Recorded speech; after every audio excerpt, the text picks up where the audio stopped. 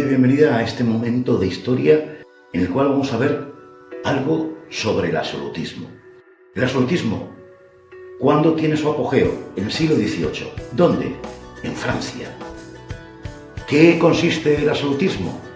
Es un modelo sociopolítico, que también se llama antiguo régimen, en el cual hay una sociedad y una parte muy pequeña, los privilegiados tienen todos los derechos, y la parte grande de toda la sociedad no tiene ningún tipo de derechos.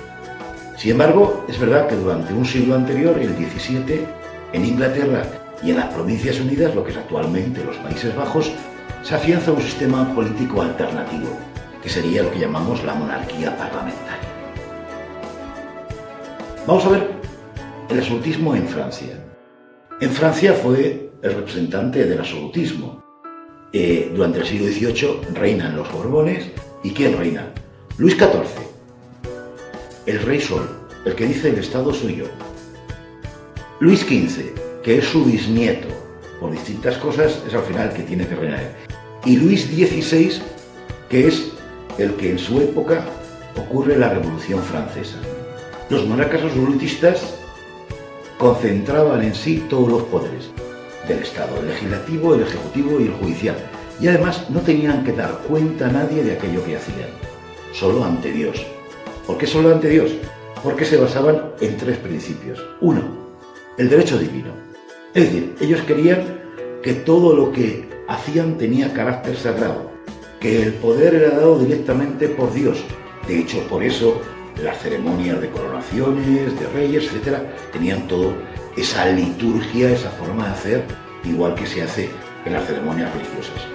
Eran considerados como los representantes de Dios en la tierra, por tanto solo a Dios tenían que dar cuenta de lo que hacían. Sus decisiones solamente las tenían que justificar eso ante Dios, no ante nadie más. También se basaban en un fuerte centralismo, es decir, todas las decisiones tenían que pasar de alguna forma por el rey, que es el que ejercía el poder. Como el rey no podía llegar a todo, tenía una fuerte burocracia. ¿Qué es eso? Que el rey gobernaba mediante funcionarios que él mismo nombraba y que al final hacían lo que él quería. Había intendentes, había distintos representantes en cada una de las provincias que lo que hacían es ejecutar las normas, los mandatos que daba el rey. Sí que es verdad que el rey tenía alguna limitación muy pequeña, que era la que era de respetar ciertos privilegios como los que tenían algunas ciudades, algunas provincias, algunos gremios, como por ejemplo tenía que ver con el tema de los impuestos o de algún privilegio especial. Vamos a ver qué es eso del parlamentarismo en Inglaterra.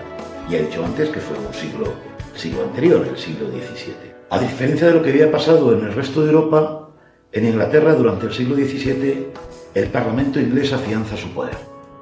Incluso llega a derrocar al rey e instaurar una república durante la primera revolución inglesa. Una muestra de ese poder del Parlamento lo tenemos en 1679, con la ley del habeas corpus, que lo que decía es que obligaba a las autoridades a presentar ante un tribunal a los detenidos. Esto hoy nos puede parecer raro, pero es que en aquel momento no era lo normal. En 1688 Jacobo II imitó el absolutismo de Luis XIV e intenta imponer el catolicismo a sus súbditos, pero el Parlamento destrona al monarca, corona a su hija María, casado con Guillermo de Orange, hecho que se conoce como la gloriosa Revolución. En 1689 el monarca se compromete a respetar la Declaración de Derechos, que confirma legalmente la supremacía del Parlamento con respecto al rey. De hecho, lo que se hace es que se establece una monarquía parlamentaria. Se separan los tres poderes y se da importancia a los derechos individuales.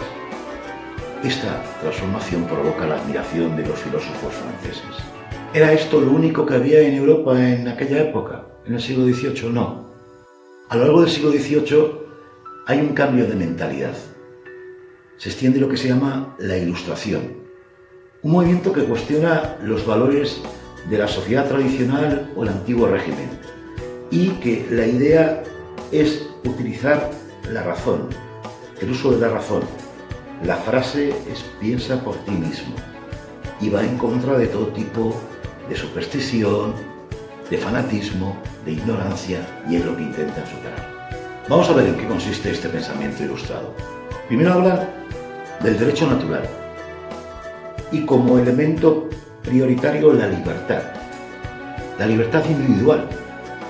Para los ilustrados, la razón hace que el ser humano es capaz de pensar y es capaz, como decía antes, de pensar por sí mismo, lo que le otorga una autonomía personal. Por tanto, la libertad tiene una importancia que hasta ese momento no la había tenido. Segunda idea, la igualdad. Consideran los ilustrados que todos los seres humanos nacen en igualdad de condiciones y de derechos. Esto va en contra de la idea absolutista de que hay unos privilegiados y otros que no lo son. En cuanto a la organización social, precisamente porque no están de acuerdo con esos privilegios, dicen que hay tres principios. Uno, el contrato social, es decir, los seres humanos renuncian a su voluntad individual para someterse a las reglas que establece la sociedad. Y la sociedad se organiza en clases y propone una nueva organización diferenciada no por el nacimiento, sino por la riqueza. Ahí va a tener importancia, por tanto, la burguesía. Y luego, el tercer principio de esa organización social es la fe en el progreso. Y ellos consideran, los ilustrados, que a través de la educación los seres humanos pueden acceder a un progreso indefinido. Políticamente también tienen sus principios. Los principios políticos son dos. Uno, la división de poderes y segundo, la soberanía nacional. ¿En qué consiste la división de poderes? Los tres poderes del Estado, legislativo, ejecutivo y judicial, deben ser ejercidos por órganos diferentes para garantizar que el sistema político sea libre e igualitario. Va en contra de la idea de que el rey tiene que tener todos estos poderes. El poder legislativo es la capacidad de crear leyes, el poder judicial es juzgar si esas leyes se están cumpliendo o no, y el ejecutivo es gobernar. El segundo principio es el de la soberanía nacional. Es decir, para ellos el poder no proviene de Dios, sino que proviene del pueblo. El pueblo es el que tiene el poder y emana de él. Se expresa libremente por medio del voto. Por tanto, gracias a este voto, los ciudadanos lo que hacen es que delegan temporalmente su soberanía en sus representantes, que tienen que cumplir la voluntad de la mayoría. Hasta aquí tendríamos lo que es absolutismo, parlamentarismo y lo que es la Ilustración. ¿Tiene alguna influencia esta idea en la Europa del siglo XVIII? Sí que la tiene, porque estas ideas de la Ilustración van entrando, y aunque es verdad que casi todos los gobiernos son absolutistas, intentan un poco el hacer un camino de en medio, conservar las ideas absolutistas, pero coger también algo de la Ilustración.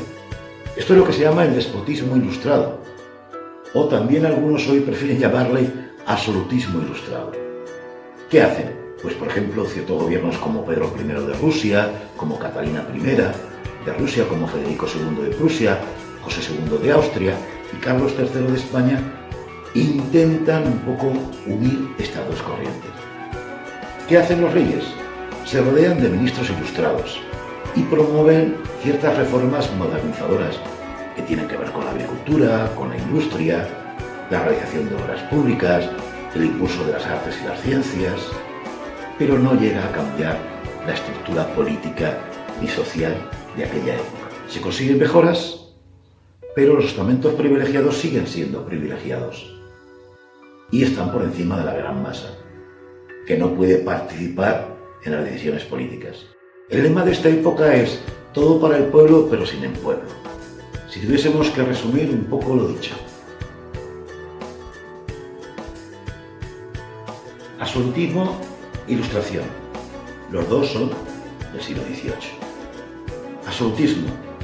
Poder absoluto lo tiene el rey, todos los poderes. Ilustración. Los poderes, los tres, deben estar en manos distintas, en personas distintas, para guardar el equilibrio. Y aquí es importante el voto, etc. Absolutismo. El poder proviene de Dios. Ilustración. El poder proviene del pueblo, que delega en sus representantes. Estas serían un poco las principales diferencias, aunque seguro que tú puedes encontrar más. Hasta luego.